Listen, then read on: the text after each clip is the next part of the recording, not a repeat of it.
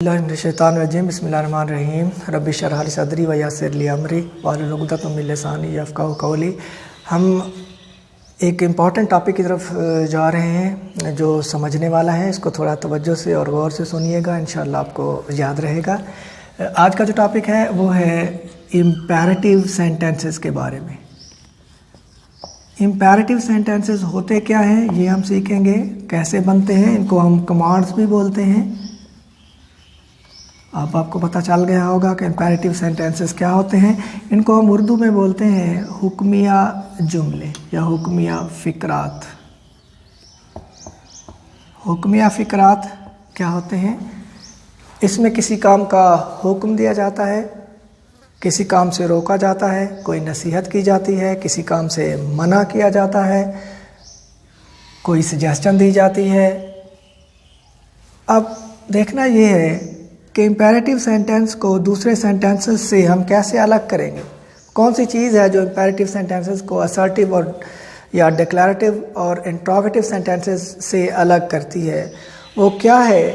सबसे पहले आम तौर पर दे आर विदाउट सब्जेक्ट। इनमें हम सब्जेक्ट जो है वो इस्तेमाल नहीं करते। एक कैटेगरी में हम करते हैं, वो भी हम अभी सीखेंगे कि कहाँ करते हैं। No subject.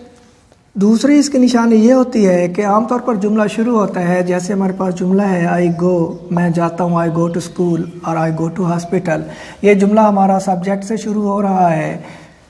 असर्टिव सेंटेंसेस हमारे सब्जेक्ट से आमतौर पर स्टार्ट होते हैं, जबकि जो इम्पेरेटिव या कमांड होंगे वो सब्जेक्ट से शुरू नहीं होंगे। उसके बजाय वो किससे शुरू होंगे? वर्ब से शुरू होंगे। वर्ब की भी फर्स्ट फॉर्म से, फर्स्ट फॉर्म ऑफ वर्ब से स्टार्ट होंगे हमारे कमांड या इम्पेरेटिव सेंटेंसेस। ये किस तरह से होंगे, इनकी कैटेगरीज क्या होती हैं, ये भी हम डिस्कस करते हैं। तो इनकी पहचान क्या होगी कि ये फर्स्ट फॉर्म ऑफ वर्ब से आमतौर पर स्टार्ट होते हैं, सब्जेक्ट से स्टार्ट नहीं होंगे। तो इसकी कौन कौन सी टाइप्स हैं उनको हम देखते हैं इन डिटेल। सबसे पहले जो टाइप है इम्पेरेटिव सेंटेंसेस की या कमांड्स की, वो है imperative or command without a subject। ये वो कमांड है जिसमें या इम्पेरेटिव है जिसमें हम सब्जेक्ट यूज़ नहीं करते हैं।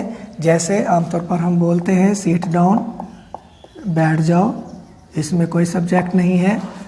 ओपन द डोर, ये हुक्मिया जुमला है, इसमें भी कोई सब्जेक्ट नहीं है।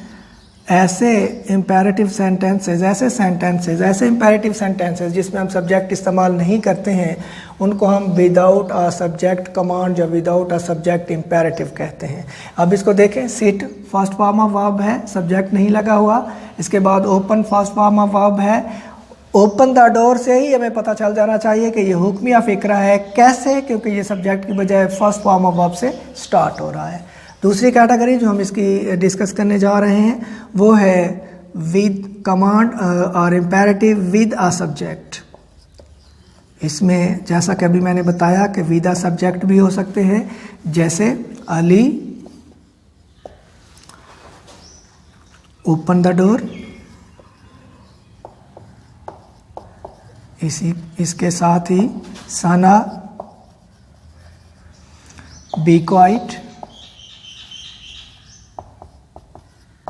तो ऐसी कैटेगरी जिसमें हम सब्जेक्ट साथ में यूज़ करते हैं, ये दूसरी कैटेगरी हमने डिस्कस की इम्पेरेटिव की। पहली थी विदाउट अ सब्जेक्ट, दूसरी है विद अ सब्जेक्ट। अब तीसरी जो कैटेगरी हम देखने जा रहे हैं इम्पेरेटिव की, वो है टू स्टार्ट विद लेट, जिन्हें हम लेट से स्टार्ट करते हैं।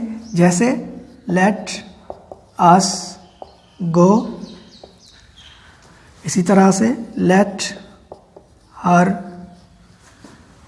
कम, एटसेट्रा। इसमें क्या होगा कि शुरू में हम लेट लगाते हैं, ये कोई सजेशन के लिए हम इस्तेमाल करते हैं। Let us go for play, let us go for a walk, let him come और लेट हर गो। इसमें हम लेट से स्टार्ट करते हैं हुक्मिया जुमले को। और जो ख़ास बात जो याद रखने वाली है कि लेट के बाद हमने ऑब्जेक्टिव केस यूज़ करनी है। लेट वी गो नहीं आएगा, लेट शी कम नहीं आएगा, बल्कि लेट हर कम, लेट अस गो। और ये फर्स्ट प्रोनाउन की जो फर्स्ट पर्सन है उसके लिए यूज़ होते हैं आई और वी, और इसके अलावा थर्ड पर्सन के लिए let them go, let Ali and Sana go, तो ये फर्स्ट के लिए इस्तेमाल होंगे और थर्ड पर्सन के लिए भी इस्तेमाल होंगे। लेट के बाद हम ऑब्जेक्टिव केस ऑफ जो प्रोनाउन है वो यूज़ करेंगे। इसके बाद चौथी कैटेगरी हमारी है कि ऐसे इम्पेरेटिव, ऐसे जुमले जिसमें हम किसी चीज़ से रोक रहे होते हैं, नेगेटिव, जिन्हें हम कह सकते हैं नेगेटिव इम्पेरेटिव, वो कौन से होते हैं और कैसे उनकी इंग्लिश बनाई जाती है। ये है हमारे पास विदाउट सब्जेक्ट वाला है पॉजिटिव, ओपन द डोर, दरवाज़ा खोलो। अब इनके लिए हमने क्या करना होगा, सिंपल शुरू में डू नॉट लगा देंगे। जैसे ओपन द डोर है तो शुरू में क्या लगाएंगे, don't open the door, simple. शुरू में स्टार्ट में डू नॉट लगा देंगे, ये डोंट लगा देंगे। Don't spit on floor, don't make a noise, don't play in the ground, don't go far away, don't go on the roof of the house. तो इसके नेगेटिव बनाने के लिए सिंपल के शुरू में सिंपली हम डोंट लगा देंगे। नेक्स्ट फिफ्थ है, कौन सा होगा कि पांचवी जो कैटेगरी है वो है परसुएसिव इम्पेरेटिव या परसुएसिव कमांड्स।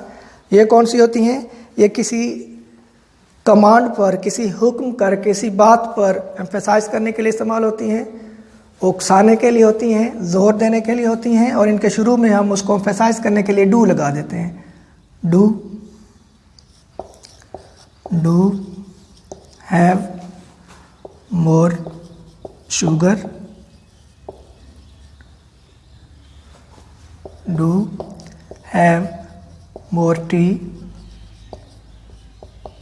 एट्सेट्रा। ये एम्फेसाइज करने के लिए होते हैं, परसुएट करने के लिए होते हैं, किसी बात पर, किसी हुक्म पर, किसी कमांड पर, किसी इम्पेरेटिव पर, किसी हुक्म या जुमले पर स्ट्रेस करने के लिए, उसको ज़्यादा पावरफुल बनाने के लिए हम उसके शुरू में डू लगा देते हैं। तो 5 इम्पेरेटिव की हमने काइंड यहाँ पर डिस्कस की। सबसे पहले हमने देखा कि इम्पेरेटिव होते क्या हैं, जो किसी चीज़ का जिसमें हुक्म दिया जाता है, किसी चीज़ से रोका जाता है, या किसी चीज़ कोई तजवीज़ पेश की जाती है, कोई नसीहत की जाती है, तो हम उसके लिए इम्पेरेटिव यूज़ करते हैं। इसकी पहचान ये होती है कि ये विदाउट, आमतौर पर विदाउट सब्जेक्ट होते हैं। दूसरा, ये फर्स्ट फॉर्म ऑफ वर्ब से स्टार्ट होते हैं रादर देन सब्जेक्ट। इसके बाद हमने 5 कैटेगरीज यहाँ पर डिस्कस की। सबसे पहली जो हमने कैटेगरी देखी वो थी विदाउट अ सब्जेक्ट, जिसमें हम सब्जेक्ट यूज़ नहीं करते, sit down, open the door, right your name, etcetera. इसके बाद दूसरी कैटेगरी थी जिसमें हम सब्जेक्ट यूज़ करते हैं, जैसे मैंने लिखा होता अली ओपन द डोर।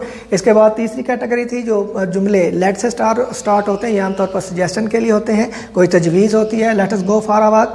इसके बाद जो चौथी कैटेगरी थी वो नेगेटिव इम्पेरेटिव कैसे होते हैं, किसी भी काम से रोकना कैसे होता है इन जुमलों में, तो उसके शुरू में हमने सीखा कि डोंट लगा देते हैं। उसके बाद आखिरी परसुएसिव था जिसमें हम स्ट्रेस करने के लिए, एम्फेसाइज करने के लिए शुरू में डू लगा देते हैं। उम्मीद है कि आपको ये पसंद आए होंगे। इंशाल्लाह नेक्स्ट लेक्चर में मज़ीद जुमलों के साथ मिलेंगे। तब तक अपना बहुत सा ख्याल रखिएगा। अल्लाह हाफ़िज़।